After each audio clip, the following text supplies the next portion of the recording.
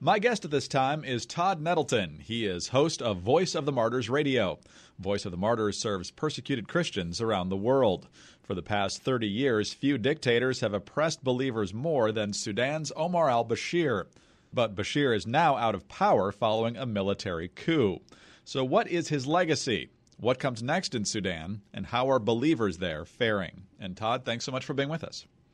You're welcome. Thanks for having me. Well, I remember doing interviews, I think even with you and others who have studied this issue closely, 20 years ago about how Bashir was persecuting Christians in some of the most brutal ways imaginable. More people probably remember him from the Darfur crisis in the last decade. How will Voice of the Martyrs remember his time in power? Well, as you said, I think one of the fascinating things is just how long he was in power.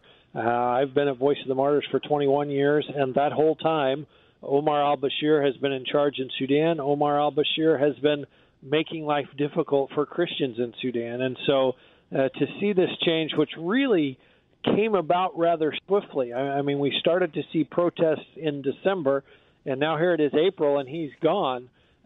Really pretty amazing how quickly the change happened. What were some of the ways that his regime oppressed believers?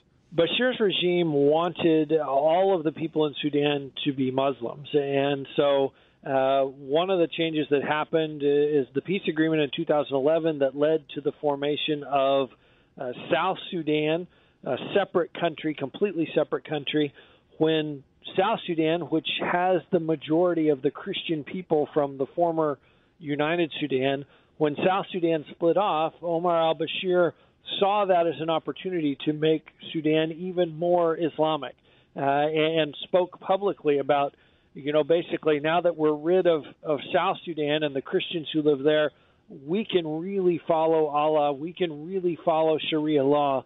And so that was his goal. And so since then, we have seen a number of Christians arrested, including my coworker here at the Voice of the Martyrs, Peter Yasik, who spent 14 months in prison in Sudan.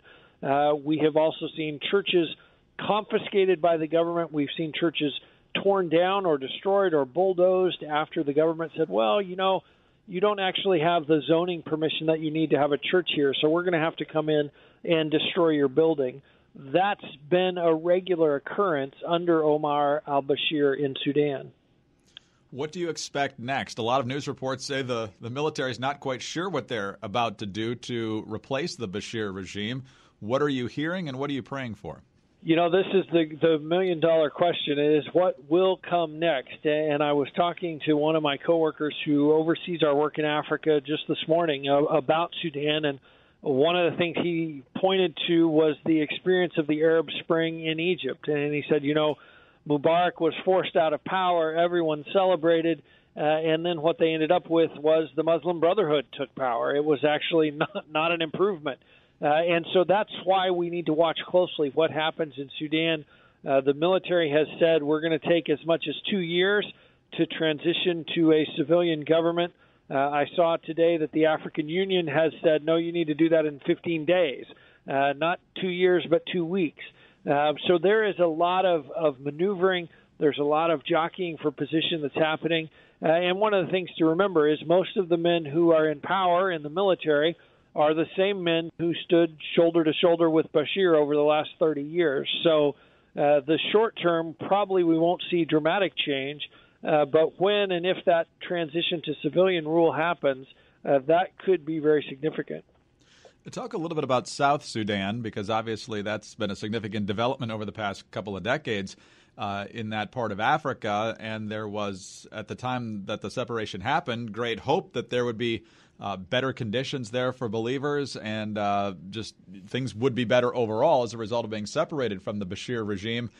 But that hasn't really translated into reality. So explain what's going on there and what needs to happen there. Well, as you said, there was great hope when South Sudan broke away and became an independent country.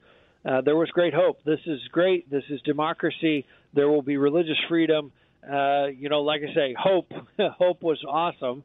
The reality hasn't proved to be that way. And there have been different factions, really almost a civil war between different factions, fighting for control, fighting for control of the revenue from the oil business that is in South Sudan.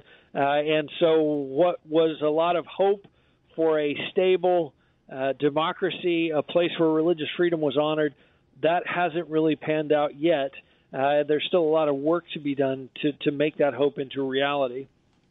One of the things that's the most encouraging whenever we talk about the persecution of believers around the world is their attitude and their resilience, even in the face of intense persecution. So whether we're talking about the 30 years of the Bashir regime in Sudan proper or what's happening now in South Sudan with the ongoing turmoil there, whether it's an individual story or just the general demeanor and heart of the folks who are caught up in all this, what has struck you most over the years about the people of Sudan and the believers there?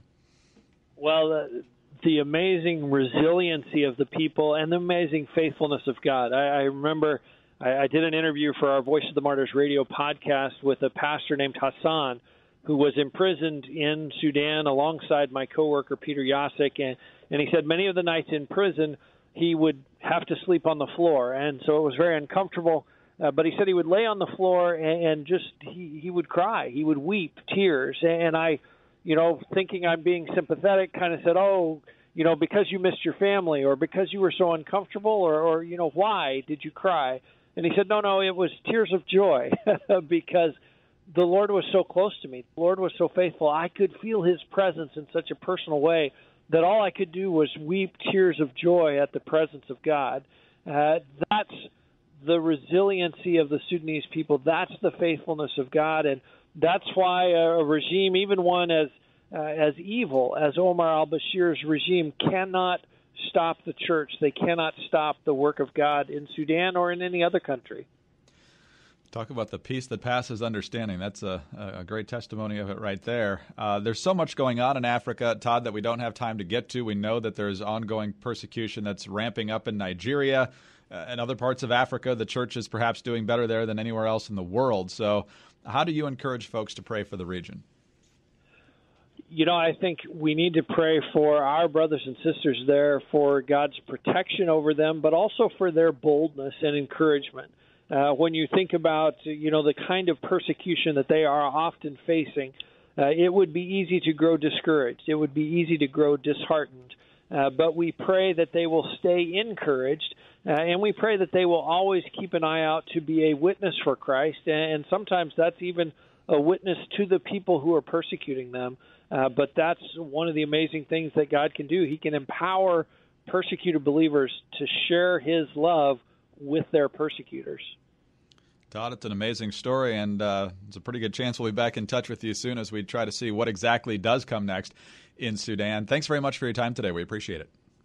You're welcome. Have a good day. You too, sir. Todd Nettleton is the host of Voice of the Martyrs Radio. I'm Greg Columbus reporting for Radio America.